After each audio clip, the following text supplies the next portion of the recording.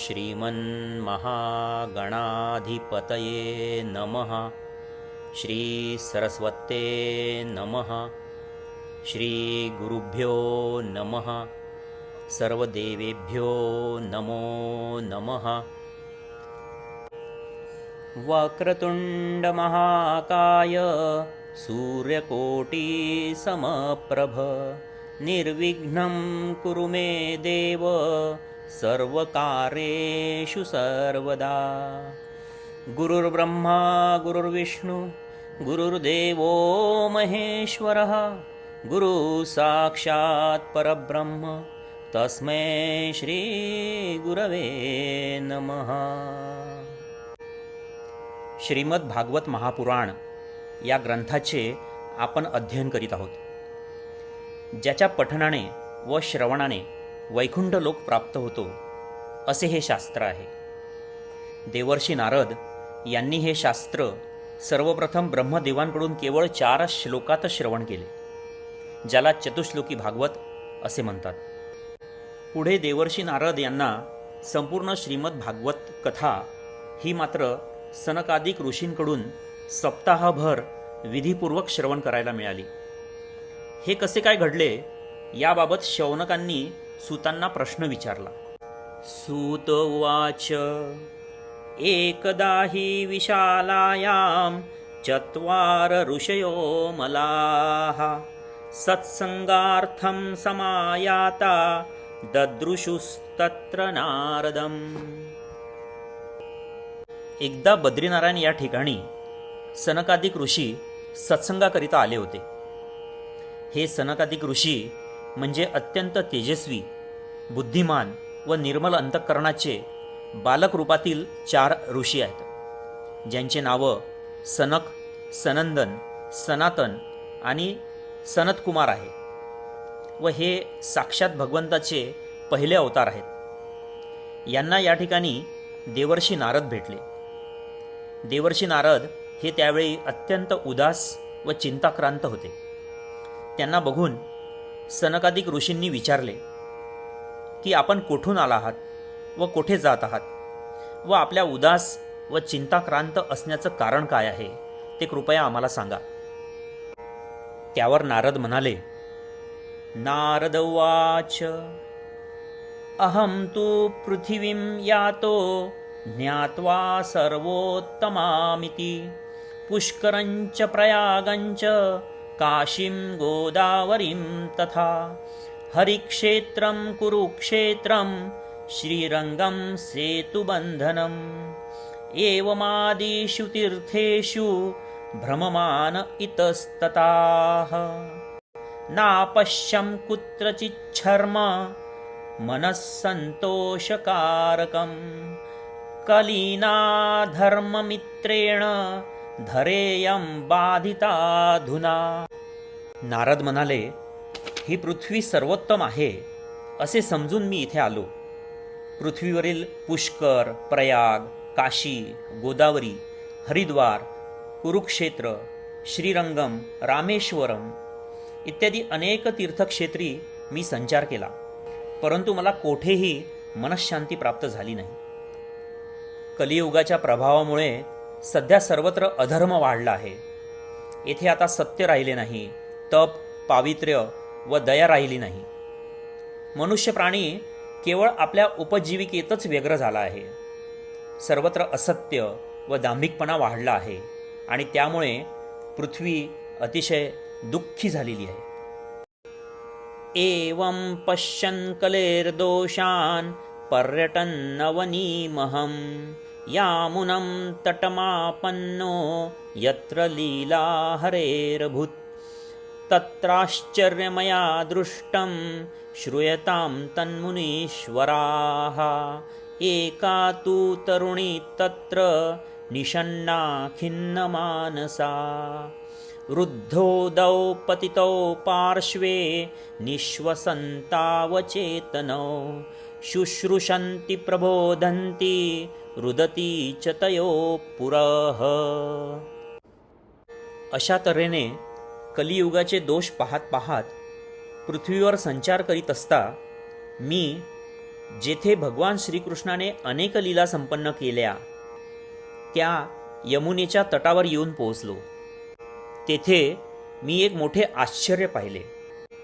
ते आश्चर्य काय होते तर एका तरुण स्त्रीजवळ 2 वृद्ध पुरुष निपचित मरणासन्न अवस्थेत पडलेले होते. ती स्त्री त्यांना वारा घालत होती, त्यांना जगविण्याचा प्रयत्न करीत होती आणि त्याच्या पुढे रडत बसली होती. ते दृश्य पाहून मी तिच्याजवळ गेलो व तिला विचारले, हे देवी, तू कोण आहेस व हे 2 पुरुष कोण आहेत आणि तुझ्या दुःखाचे कारण काय आहे ते मला सविस्तर सांग. कासी त्वं का विमोचे मा नार्य का पद्मलोचना वद देवी सविस्तारं स्वस्य दुःखस्य कारणं. तेव्हा ती युवती म्हणाली, बालोवाच अहं भक्तिरिति ख्याता इमो मे तनयो मतो ज्ञानवैराग्य नामानो कालयोगेन जर्जरो. ती युवती म्हणाली, माझे नाव भक्ती आहे व हे 2 माझे पुत्र आहेत ज्यांचे नाव ज्ञान आणि वैराग्य असे आहे. कालगतीमुळे हे असे वृद्ध झालेले आहेत. उत्पन्ना द्रविडे साहम वृद्धिं कर्नाटके गता क्वचित् क्वचिन् महाराष्ट्रे गुर्जरे जीर्णता गता वृंदावनं पुनः प्राप्य नवीनेव सुरूपिणी जाताहं युवती सम्यक् प्रेष्टरूपा तु साम्प्रतम्. अतः शोचामि चात्मानं विस्मयाविष्टमानसा वद योगनिधे धीमन् कारणं चात्र किं भवेत्. ती युवती म्हणाली, माझे नाव भक्ती आहे व हे दोघे माझे पुत्र आहेत ज्यांचे नाव ज्ञान आणि वैराग्य असे आहे. कालगतीमुळे हे असे वृद्ध झालेले आहेत. द्रविड देशात माझा जन्म झाला, कर्नाटकात मी वाढले, महाराष्ट्रात काही ठिकाणी मला सन्मान प्राप्त झाला, परंतु गुजरातमध्ये मात्र मला वृद्धापकाळाने घेरले. आता मी वृंदावनात आले तेव्हा मला परत नवजीवन व उत्तम सौंदर्य प्राप्त झाले आणि मी तरुण झाले. परंतु माझे हे दोन्ही पुत्र मात्र अद्यापही मरणासन्न व वृद्ध अवस्थेत आहेत. त्यामुळे मला अतिशय दुःख होत आहे. आपण बुद्धिमान, योगी व सर्वज्ञानी आहात. कृपया आपण मला याचे कारण सांगा व असा उपाय सांगा की जेणेकरून माझे हे पुत्र हेही माझ्यासारखे तरुण होतील. त्यावर नारद म्हणाले, शृणुष्वा वहिता बाले युगोऽयं दारुण कली तेन लुप्त सदाचारो योगमार्गस्तपांसि च अत्रेमो ग्राहका भावान् न जरामपि मुञ्चत किंचिदात्मसखेनेह प्रसुप्तिर्मन्यते नयो. नारद म्हणाले, हे देवी, सध्याचे युग हे कलियुग असल्याने आता सदाचार, योग, तप हे लुप्त झाले आहे. सर्वत्र दुष्कर्म वाढले आहे आणि त्यामुळे तुझे व तुझ्या पुत्रांचे दर्शनही येथे कोणी घेत नाही. तू वृंदावनात आल्याने व तेथे भक्तिमय वातावरण असल्याने तुला नवतारुण्य प्राप्त झाले, परंतु तुझ्या पुत्राचे येथे कोणीही चाहते नसल्याने त्यांचे वृद्धत्व मात्र तसेच राहिले. वृथा खेदयसे बाले अहो चिंतातुरा कथम श्रीकृष्ण चरणांभोजम स्मर दुःखम गमिष्यती. परंतु हे बालिके, त्याचा खेद करू नको. भगवान श्रीकृष्णांना शरण गेल्यावर तुझे सर्व दुःख नाहीसे होईल.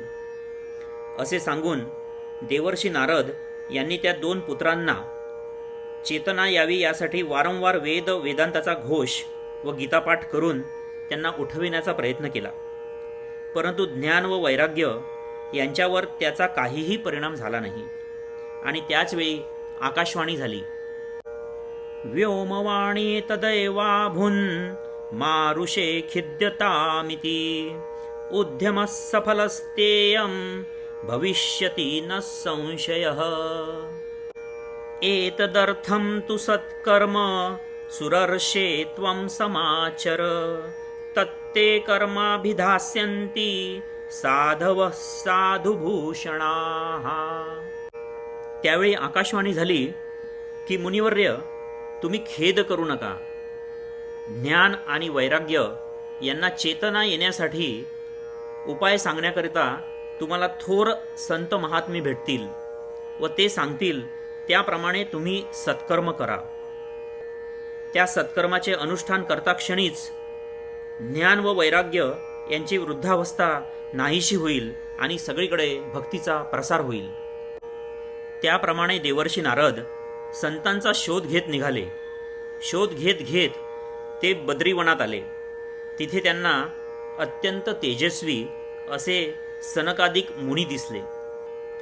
हे सनकादिक ऋषी कसे आहेत? भवन्तो योगिनः सर्वे बुद्धिमन्तो बहुश्रुताः, पंचहायन संयुक्ताः पूर्वेषामपि पूर्वजाः, सदा वैकुण्ठलीलया हरिकीर्तन तत्पराः, लीलामृतरसोन्मत्ता कथामात्रेकजीविनः, हरिशरणमेवं हि नित्य एषां मुखे वचः, अंतःकालसमादिष्टा जरायुष्मान्न बाधते. हे सनकादिक ऋषी कसे आहेत? तर ते पूर्वजांचेही पूर्वज असलेले, परंतु 5-5 वर्ष वयाचे दिव्य बालक रूपातील सनकादिक ऋषी, जे नेहमी वैकुंठ धामात राहतात, सदैव हरिकीर्तनात तत्पर असतात व भगवंताच्या लीलामृताचे पान करणे आणि श्री भागवत कथा करणे हेच त्यांच्या जीवनाचा एकमेव आधार आहे व त्यांच्या मुखातून सदैव हरिशरणम हाच मंत्रजप सुरू असतो. आणि त्यामुळेच कालगणतीनुसार येणारे वृद्धावस्था सुद्धा त्यांना बाधलेली नाही. असे हे सनकादिक ऋषी बघून देवर्षी नारद यांनी त्यांना नमस्कार केला व म्हणाले, भक्तिज्ञान विरागाणां सुखमुत्पद्यते कथं, स्थापनं सर्ववर्णेषु प्रेमपूर्वं प्रयत्नतः. नारद म्हणाले, भक्ती, ज्ञान आणि वैराग्य यांना कोणत्या मार्गाने सुख मिळू शकेल व त्यांची कोणत्या प्रयत्नांनी सर्व वर्णात प्रेमपूर्वक प्रतिष्ठापना होऊ शकेल ते कृपया सांगा. त्यावर सनकादिक ऋषी म्हणाले, सत्कर्म सूचको नूनं ज्ञानयज्ञ स्मृतो बुधे, श्रीमद्भागवतालापः सतु गीतशुकादिभिः, भक्तिज्ञानविरागाणां तदघोषेण बलं महत्, व्रजिष्यति द्वयो कष्टं सुखं भक्तेर्भविष्यति. सर्व विद्वानांनी ज्ञानयज्ञालाच सत्कर्माचे सूचक मानले आहे. शुकादी महामुनींनी ज्याचे गायन केले आहे असे श्रीमद भागवताचे पारायण करणे हेच सत्कर्म होय. त्याचे शब्द ऐकून भक्ती, ज्ञान आणि वैराग्य यांना मोठी शक्ती प्राप्त होईल. त्यांच्यामुळेच ज्ञान वैराग्याचे कष्ट नाहीसे होतील व त्यांना तारुण्यरूप प्राप्त होईल. वेदोपनिषदां साराज जाता भागवती कथा, अत्युत्तमा ततो भाति पृथग्भूता फलाकृतिः, वेदांत वेद सुस्नाते गीताया अपि कर्तरी, परितापवती व्यासे मुह्यत यज्ञान सागरे, तदा त्वया पुरा प्रोक्तं चतुश्लोक समन्वितं, तदीयश्रवणात् सद्यो निर्बाधो बादरायणाः. श्रीमद भागवत हे वेद आणि उपनिषदे यांच्या सारस्वतातून प्रगट झाली आहे, परंतु ती वेद आणि उपनिषदापेक्षा श्रेष्ठ असून स्वतंत्र फल देणारी आहे. वेद वेदांतात पारंगत आणि गीतेचे रचनाकार महर्षी वेदव्यास यांनी भक्ती, ज्ञान आणि वैराग्य यांची स्थापना करण्यासाठी तिला प्रकाशित केले आहे. जेव्हा महर्षी व्यास खिन्न होऊन अज्ञान अंधकारात चाचपडत होते, तेव्हा हे देवर्षी नारद आपणच त्यांना 4 श्लोकात भागवताचा उपदेश दिला होता व तो ऐकून त्यांची खिन्नता नाहीशी झाली होती. तसेच जेव्हा शुकदेवांनी राजा परीक्षिताला भागवत कथा सांगितली, तेव्हा त्यांची ही खिन्नता तात्काळ दूर झाली. त्यामुळे या कथेच्या श्रवणाने ज्ञान आणि वैराग्य यांची ही खिन्नता सहज दूर होईल. श्रीमद भागवत कथा सर्व दुःखाची हरण करणारी आहे. तेव्हा आपण हरिद्वारला गंगातटी जाऊन तेथे हा ज्ञान यज्ञ करावा. एव मुक्त्वा कुमारास्ते नारदेन समं ततः गंगातटं समाजग्मुः कथापानाय सत्वराः. जिथे श्रीमद भागवत कथा चालू असेल तिथे भक्ती स्वतःहून येईल व या कथेचे शब्द कानी पडताच ज्ञान आणि वैराग्य यांना तारुण्य प्राप्त होईल. हे ऐकून देवर्षी नारद हरिद्वार येथे गंगातटी आले. त्या ठिकाणी सनकादिक ऋषींनी देवर्षी नारद यांना श्रीमद भागवत कथा सांगितली.